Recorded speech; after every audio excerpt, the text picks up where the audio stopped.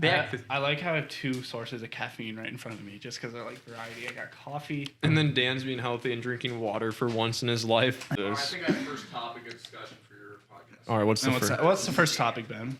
Tinder's a fucking scam. I'm not that ugly. Girls just don't see me. I'm not that ugly. Honestly, I don't even think Tinder's actually published my account, because if they did, I would obviously have a lot more likes than I do. Exactly. I haven't gotten a like in like 6 months, but it can't be me. No. I know it's not me. It couldn't be you. A match has probably been a year, and like I know that that's not me. They must have delisted me because I was too attractive. On Tinder, I'm a Clemson basketball player. You were, and you played you played what, baseball at Vandy? For a week, we were Division I athletes on Tinder. I wasn't. I was a truck slut. Shout out to April. That's good. Anyway, okay, this is Dan. Then we have Ben in the corner. He's in timeout. Sadly. He just kind of sits there. Sadly. Sadly. Yeah, Dan. Who are you? What do you do? What do you like? My name's Daniel Nielsen. Go by Dan. I'm going to school for cybersecurity engineering right now at Iowa State. So, What does that look like? right now it's coding and then just weed out classes like physics and math and stuff. And then down the road it'll be a lot of labs. Word. Yep. And it's like using tools and whatnot. So Tools. learn how to hack stuff basically. Really? Well, so like as a cybersecurity person, your job is to protect things, right?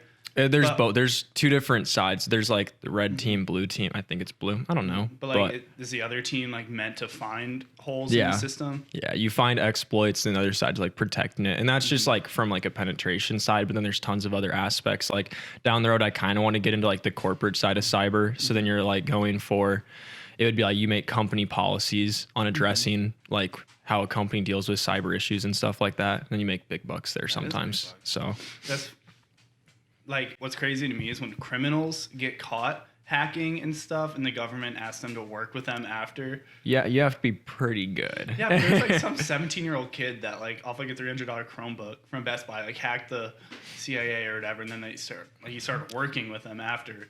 Yeah, that was like my dream. Hezbollah. You know Hezbollah? Yes, I do. Did you know he's 18 years old? I thought he was older than that. I thought he was like No, 22. I thought he was literally 3. No, Like because 4. he has some like a developmental disorder or He something, does. and he's the man. Do you think mentally speaking he's 18, or do you think like he's like 6 or 7? 4? I think he's there.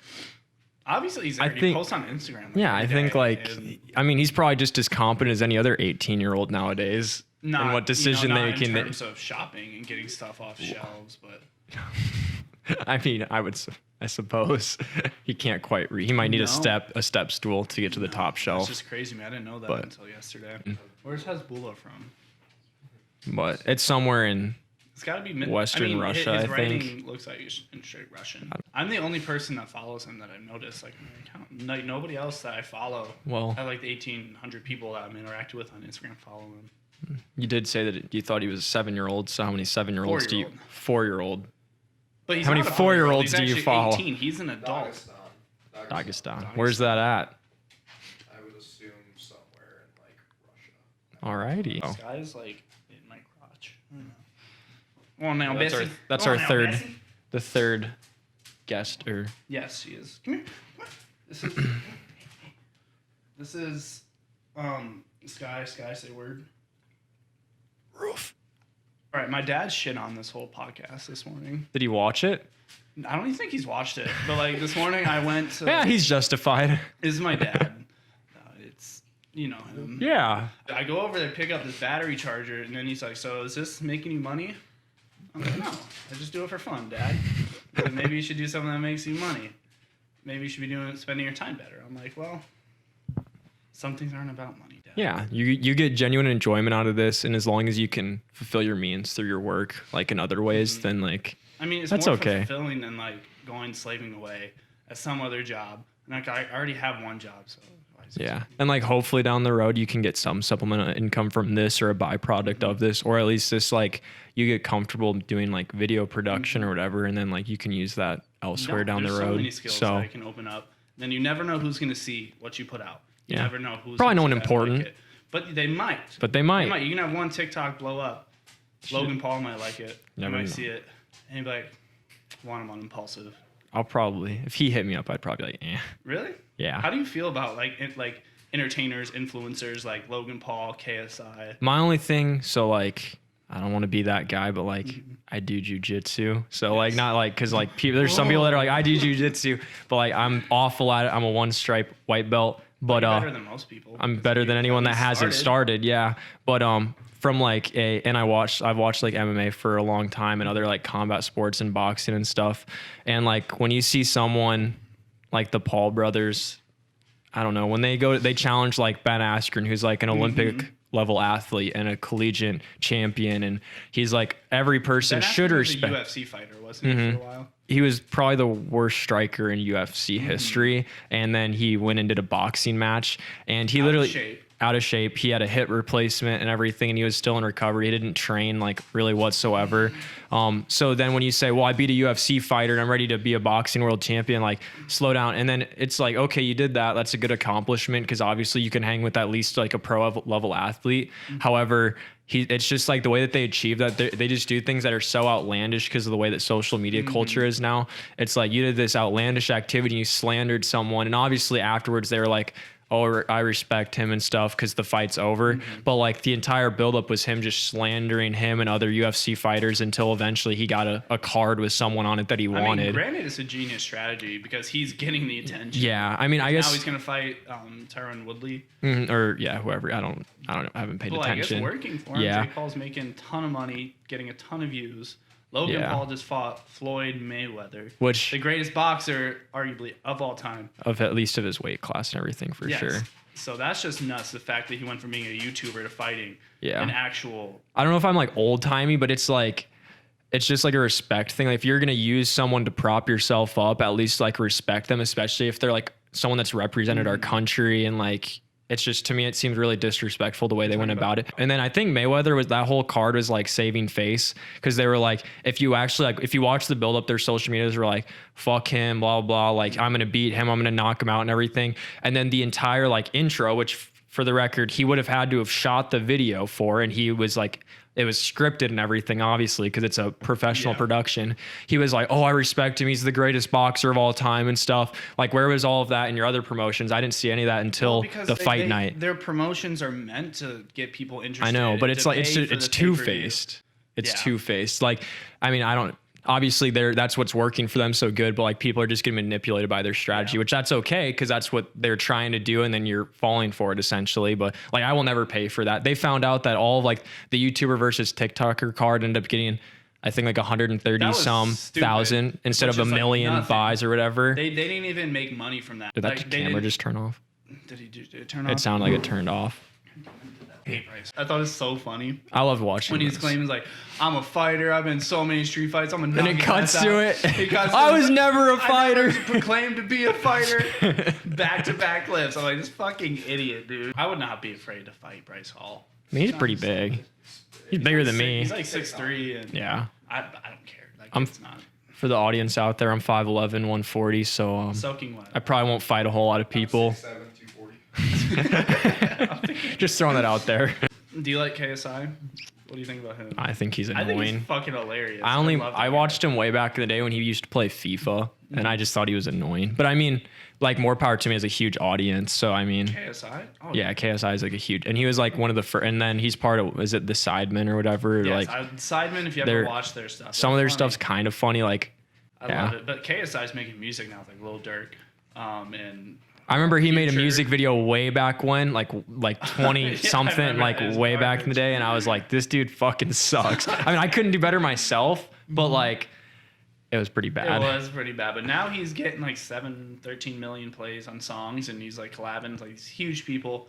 That's been his focus, and so like, I like watching his creators. Like they really like.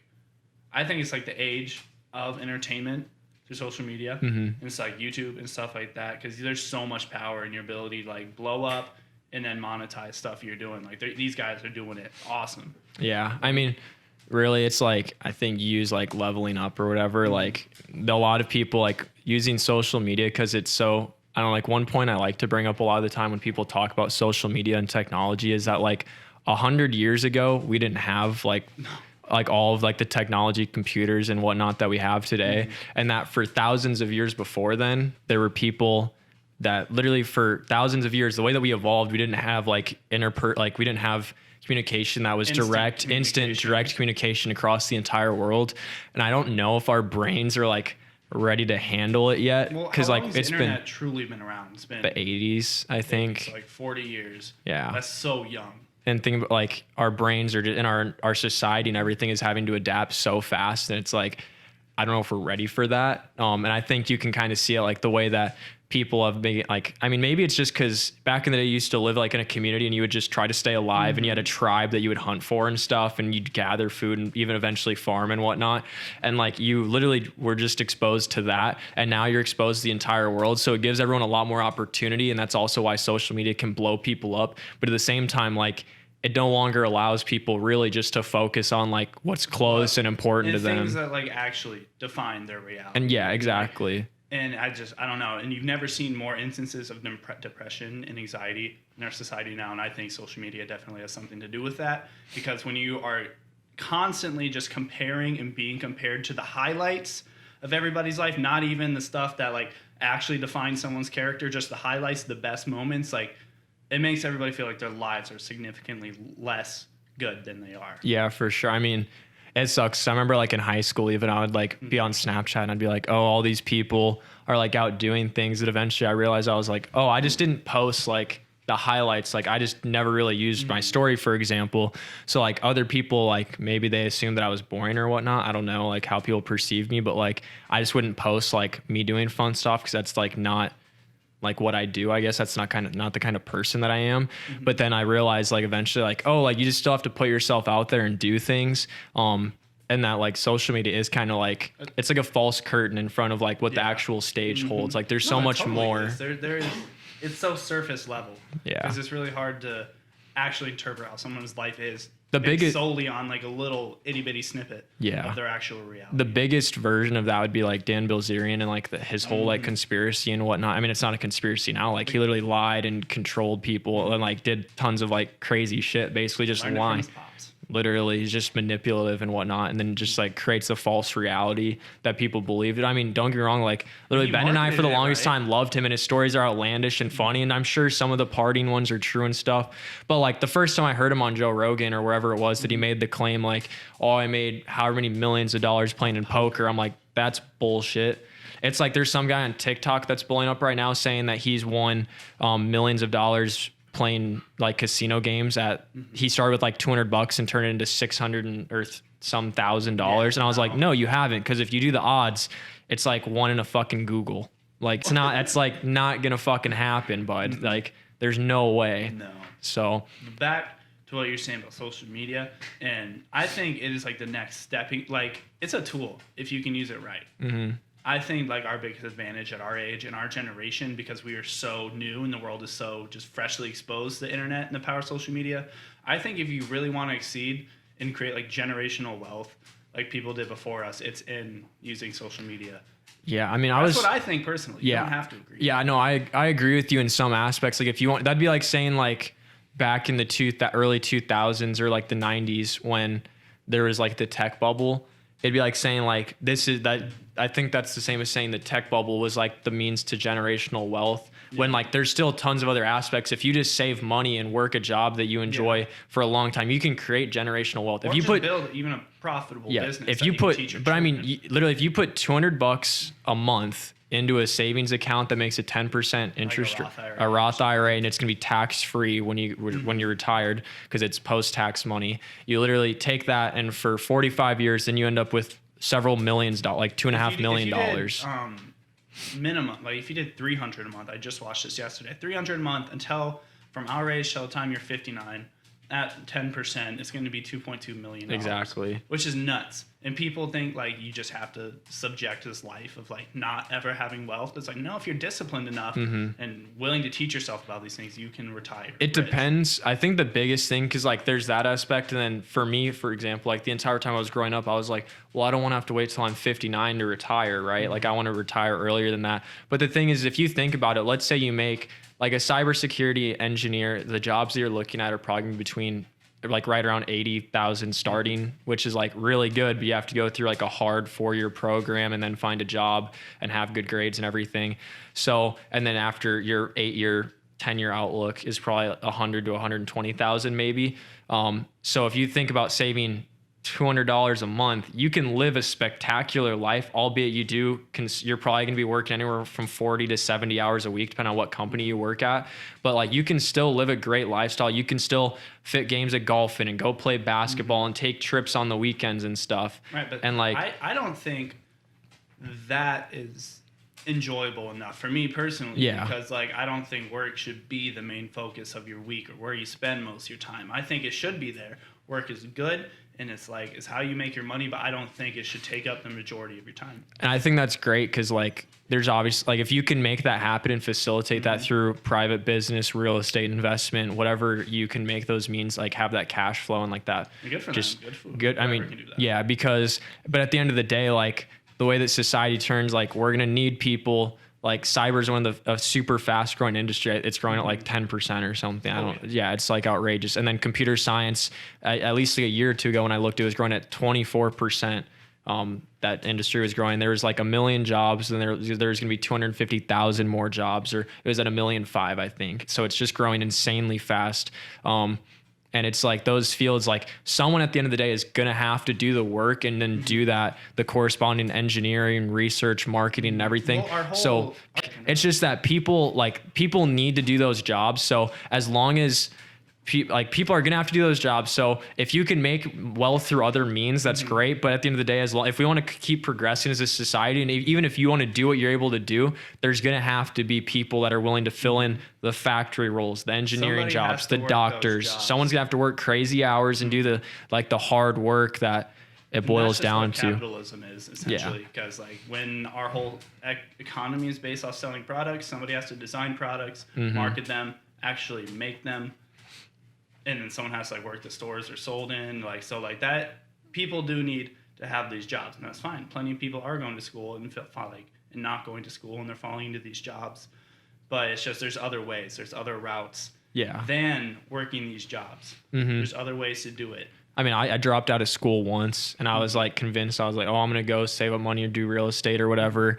And I mean, eventually, except there's like an uncertainty to that. That's why like I think a lot of people do appeal to factory jobs, because they're like, okay, I'm gonna go work 40 hours. I'm like under a union. I know that I'm gonna get paid. I'm gonna have incremental pay raises to adjust for inflation, and also like time in my position and everything. So like, that you're safe from that aspect. And it's just like a security, because you have insurance, you have, let's say like if you work at John Deere, there's tons of other benefits working there, and it's local, and hopefully you don't get fired. Like there's always the uncertainty of getting fired. That's like the chance of there being a recession. Like it's going to happen eventually. But so you can hope that doesn't happen, and you can try to save money in the meantime to prevent that. But at the end of the day, it's not guaranteed. Yeah. But a lot of people like prefer that assurance, because like you, for example, if you want to go out and venture and do some crazy thing or do some crazy business, or you have this awesome idea, like that's awesome, and you can do that. However, you have no assurance that you're going to be where you want to be in 10 years. But someone working a factory job or for a company, if they're content with they sacrifice those 40 hours for assurance and for knowing that they're going to be safe. That's a very good point, Dan, because there's nothing wrong with working a good 9 to 5 that aligns with your goals. So like you should be considered blessed if you have a good job, and you have a family, and you can take care of your family, and you can still take care of your investing goals. Like that's a good thing.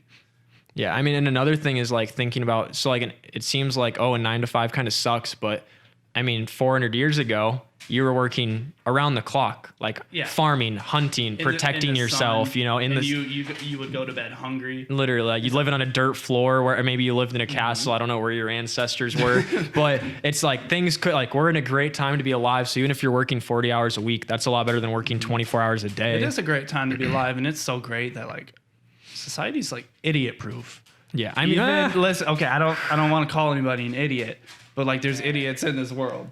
And like even they can live. Back in like primitive times, if you were an idiot, you're gonna die. You're gonna starve. You're gonna get eaten by a tiger. If you refuse to work, you're gonna die. If you're gonna refuse to if you refuse to agree to the conditions of life, you will die. That's why, not to get super political, how you brought up capitalism. I was just about to get political. Like I mean we can get political, but with like socialism, for example, and especially communism, like there's very little drive in those societies. If everyone is stipend, let's say you get $2,400 a month or you get $1,200 a month, just like everyone got their COVID checks, you didn't have to do anything for those stimulus. People my bad. Still aren't like, working because of the stimuluses. Like you literally, if you don't need to work, then what's the motivation to go do a job and to progress and to do better? Like if I think and like there's a really good book, I can't remember, it's the owner of Whole Foods, he wrote it, and I watched a couple of podcasts that he's been on, and he breaks down, he's a huge proponent of capitalism. I believe in capitalism. I do too. And basically it's like there ends up, if you like, obviously there's negative things to capitalism and the things it does to society and people as a whole. However, if you balance those against all the awful things that have also happened from communism, for example, it ends up being the better of two evils, which that's what you have to look at the world in general, I think. Like society gets too greedy. And I think America, like we're on the brink of becoming too greedy to actually make capitalism sustainable.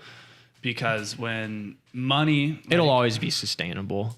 You think so? I think capitalism will always be, because there's always going to be someone. The reason why we're losing right now, for example, is because we're competing with China for manufacturing, right? Well, China's scary is because they don't care, and they can literally they say, what's patent infringement? We see it and we're going to make it cheaper than you make it, and we win. And they don't care about patents. They don't care about copywriting. Nobody's like they don't care enforcing them. They're literally enslaving Muslims right now, like to concentration camps. Yeah. By the millions. Yeah. It's happening, and no one's talking about it. Yeah, it's scary. But I mean, they're that one kid on the does anyone want to go to war with China though? And then therefore Russia and other communist allies? They were that one third grader that was just swole as fuck and would bully other kids on the playground. No one can stop them. And I mean, there's that other bigger kid. We might be that other bigger kid. USA. But at the same time, like we just don't want that trouble. Yeah, we got our own people. Yeah, you're at the bar and you see a guy getting into a fight, and you know he could beat the dude's ass, but you don't know how many of his friends are there. That's China. Because we could go beat up China, but then Russia and North Korea or whoever else they decide to ally with, then we're fucked. No, so we're fucked.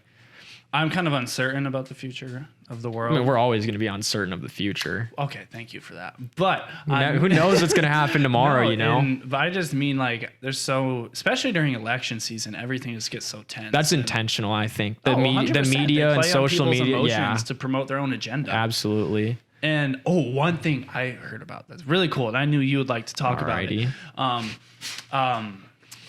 Someone was talking about how other countries manipulate our media as a form of propaganda, and they are really good at it, and they've been doing it in election season and try and divide us. But what's crazier is when you think about America, the best military the world has ever seen, and just how advanced of a society we are, how we do that to other countries. Yeah. Because I mean, there's direct proof that like Russia, for example, was like meddling with Facebook and had like millions of accounts, and it was controlling agendas, and they had like bots and stuff producing fake content, fake likes and comments and whatnot. And that was obvious because if you see a post with 1 million likes on it, you're like, damn, that's probably legit. But no, like anything can be faked in an age of social media. You mean to tell me that one girl that wants to hook up and is 13 miles away? No, she's real. She's real. She's real? Yeah. Okay, I just showed up and she probably has herpes, but... What are you barking at, dude? What's something you could tell a senior in high school about entering the real world?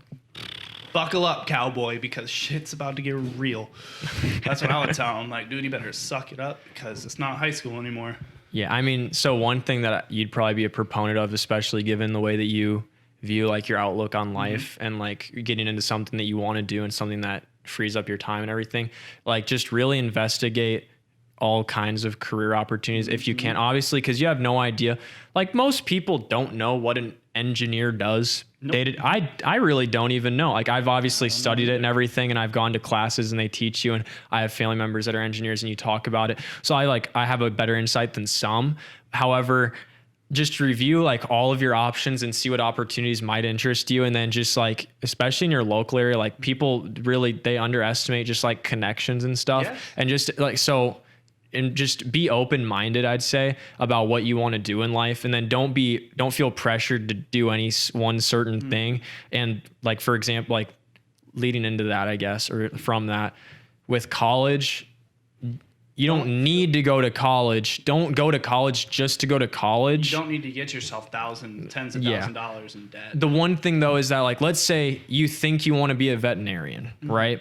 But you're not sure. Well, why don't you go take some classes at like, if you're and some people, if you like taking classes at like a community college or maybe even the college of your choice, but you're not certain of what you want to do and you're not taking like major specific classes yet, I don't think that's a waste, because as long as it's kind of keeping you on the path and like and you're exposing you to this. and your mind's still focused on that field, like your eyes are still on the prize essentially, then like I don't think college is a waste. Like even if you spend 2 years at a community college, then you have to redo half of the credits down the road at a real college. Like you could view that as waste time, or it's just general. Yeah, it's experiences and stuff. And it doesn't always have to work out. Just try it, see if you like it. Because like right now I'm like YouTubing and stuff like that. I don't know if this is gonna work. And Who knows? In terms of likelihood, it's not. But like just try it, see if you like it. And I've been loving it, and so like I want to keep doing it. Yeah, exactly. And so it's like anything, right? When you get out of high school, like it's really confusing and it's stressful because you don't know what you want to do, and it can be overwhelming. But literally, just pick something, try it, see if you like it, and if you don't, that's fine. Move on. And don't be afraid to fail. Like I'm not saying like blow your money on like business ventures and stuff and like on, gambling on stuff or whatever. But like if you go into a career field and let's say you're at university or at school for like 3 years or whatever, and you're really not enjoying it, like don't be afraid to venture off. Maybe it might be better financially for you to actually just stay for the next year and then finish out your degree. But you could also take a break or finish it and then explore something in a completely different field. Like having a degree is better than no degree. However, that being said, I think that the education system in America, especially, it will go under big changes. And I think like school is slowly becoming not obsolete, because there's like in STEM and in the medical field and other stuff, like you're going to have, and especially the research components of every field, you're going to have some sort of university, or at least a setting, because a lot of research is conducted at universities. So, and private businesses, it's harder for them to conduct that research sometimes because you don't have, grants, and you don't have kids that are willing to work for free and stuff. So, colleges will always be around, but don't go for psychology, like whatever a degree that's just not really going to benefit you like directly. Like if you enjoy a certain subject, but like you don't see a career in it, like you shouldn't go to college and do that just because you like it, because at the end of the day, you're going to be tens of thousands of dollars in debt and you have this degree that you're not even going to use. Yeah, there's a balance between finding a degree that's worthwhile, and then obviously you don't want to go into a career field or something that you're not interested in whatsoever. So you have to find a balance of like what's going to make money and then what you're interested in, and then make sure that you can achieve that through whatever means you're currently doing. If you're going to school or if you're going on a trades path or whatever, just like try to stay oriented with that path and find the balance. Like my grandpa always tells me, like, it doesn't matter how much you make as long as you live within your means and you're like happy. Like if you make $40,000 a year and you enjoy your job and you have a family and you can afford to pay for everything that you need to pay for, might not be able to go buy a boat or a nice car. Have a yacht. Yeah. Might not get to travel the world. However, you might be genuinely happy. Like some of the happiest people in the world are crackheads, because they get their fix every day. And then they're high on life for each hit they take. No obligations, no rent, no anything. And guess what? They are genuinely some of the happiest people. They're probably happier than sober people. In some crazy jobs. Yeah. Struggle with bills. And then there's also people that there's tons of people that I even know personally that are plumbers, electricians, or welders, jobs that are people like, those aren't fancy and they don't make tons of money right off the go. Well, that doesn't matter if you're happy doing what you're doing and you can support your means and you can enjoy yourself and you're happy throughout life, then like what does all the extra mean? Like what's all the fluff on social media? Like you don't need a Ferrari and a house to make yourself happy. That's what I'm saying. Like a lot of people on social media make people like not grateful for their good 9 to 5 and for their good jobs that help them live within their means and support themselves. There's no point really to me to super luxury lifestyle because all these material items at the end of the day, like it's going to be a good dopamine hit at first. It's going to be a rush at first. But I love buying stuff. I'm sure. But like, but it is But, just like, that it's gonna dopamine lose its hit. touch. Yeah. Everything you bought in that like you were super excited about, hasn't it lost its touch? Yeah, for the most part. Like there's still some things that end up holding value over time. I don't know. I kind of want to get like a Toyota Land Cruiser because I think they're awesome. But like I can't afford that yet. So maybe down the road I should look at buying, even though it won't have all the bells and whistles, like one from 2003 for it's 20,000 instead of a $50,000 or $60,000 one from 2016. At the end of the day, it's a car. Yeah, I mean, cars do. Land Cruisers hold their value. That's like one reason why I appreciate them, and they're super off-road capable and they're super reliable. So there's a shout out to the Toyota Land Cruisers. The Land Cruiser is going to be that key that makes you feel fulfilled and No, happy. that's the bad thing, because like you get really excited, and then once you do finally achieve that goal, you're like, oh, well, that wasn't all that, and Now it is what? just a car.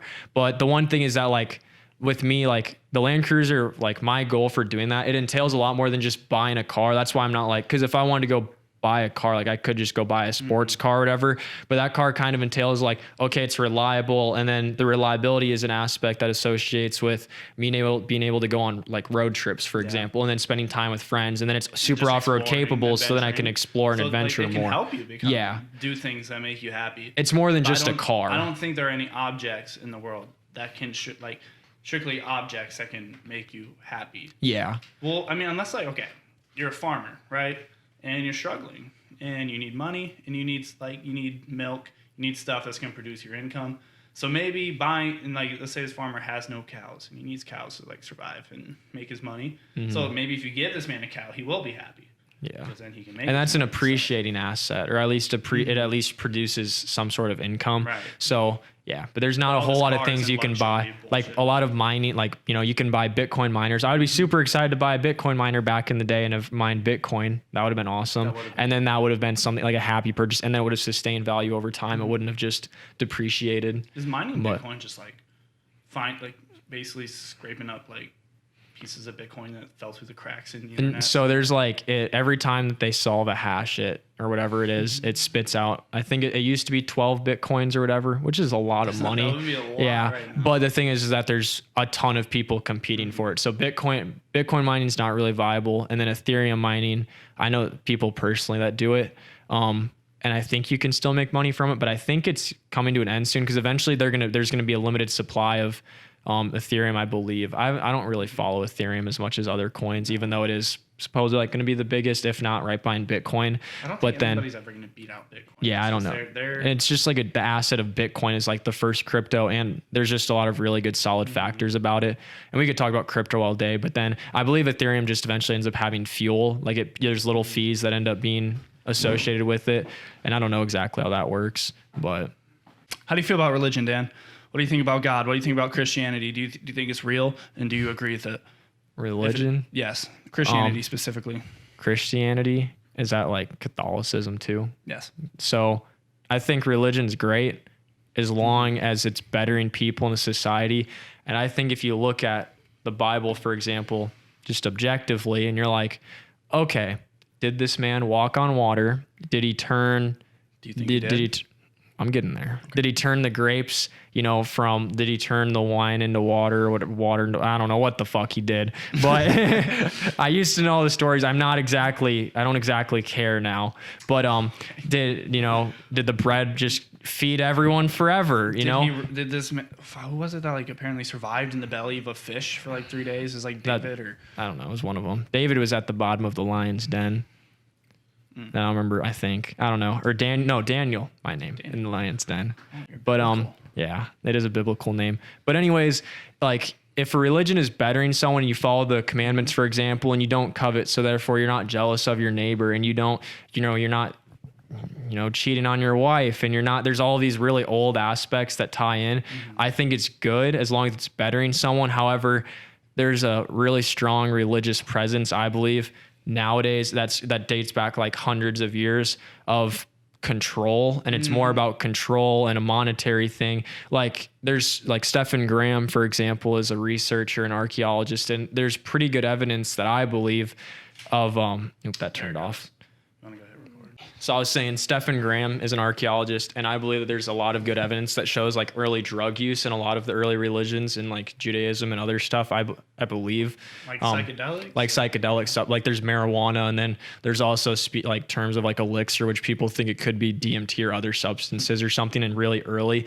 And if you think about some of the experience, like the burning bush with Moses, and you think about DMT or acid or other It's really mushrooms, very similar eerily experiences. similar to- So I think that a lot of people, and I don't even want to dive into the world of psychedelics because it's like crazy in the dimensions that people have experienced and just experiences in general, and the oneness feeling with like God or other so entities. Abstract. It's Yeah. literally psychedelics are a completely different reality. Yeah, than the one we they experience completely every day. augment your reality, or they take you to a different fucking dimension when you blast off on DMT. But the one thing I would say though is like religion. It shows like there's really good evidence that it shows over the years that like especially Catholicism, like the Roman Church they've shifted they tried to destroy all evidence of early drug use through the Greeks and the Romans and early society because like it's really a mosh pit of religions that started in that culture or in that area of the world too over time. And they've basically expunged that from the record. And now in the modern Christian religion, like Baptists and whatnot in America, like most parents and people are going to frown on drug use, but it's In reality, that was probably what Where- set the foundation for Yeah. religion and introduced That's us to the whole spiritual realm. that's the idea, which it seems like there's quite a bit of evidence that supports that. So what I hate is how religions censor people, they censor ideas, they censor thoughts, and they try to control people, and they try to control money, and they take money from people, and then they end up impacting people negatively. And then I would say like an even bigger thing is that they're hypocritical, because then if they actually end up censoring drug use, which is where they may have stemmed from, if that science behind that is true, and if it pans out, then it's like that's really Why would you hypocritical, censor it? because they don't want people. I don't know actually, because Well, it sounds control, bad. like, it doesn't make sense considering. Because they don't want you speaking directly to what they believed was the God. Or over time, people became so wrapped up in their own thoughts. It's kind of like the way politics work now. Originally, people that were socialist wanted just a better progressive style and whatnot. But then eventually you get in an echo chamber of your own thoughts and similar-minded people, and you bounce stuff And back and that's what forth, and it I'm becomes saying. overwhelming. Because I think like if you really just embody like the principles and beliefs of Christianity, like that's great, because like you're going to be really loving and you're going to be really accepting and non-judgmental towards people, and you're just really going to want a better place and a better space for everybody. But once ego gets involved and it becomes more of a statement as to what religion you choose, and then people become divided when they don't have the same religions, that's when it becomes a problem. And like most religions are like eerily similar, like the bare bones, and they're extremely similar. Alrighty. Say any parting words? You good? It's up to you. Dogecoin to the moon. Dogecoin to the moon. Invest. I'm just in kidding. Don't invest in Doge. No, do it. Do it. Don't We're do gonna it. short it. We're gonna short it, and we're gonna make a lot of money, guys. We're gonna get rich. Please don't short. GameStop, AMC, Dogecoin. Save the kids. Please don't Save the short. kids. Please don't short cryptocurrencies. You'll get fucked. You will. You will. But on that note, this was Dan. This is my friend. And then Have a until good next time, let's change the world episode 2. Peace.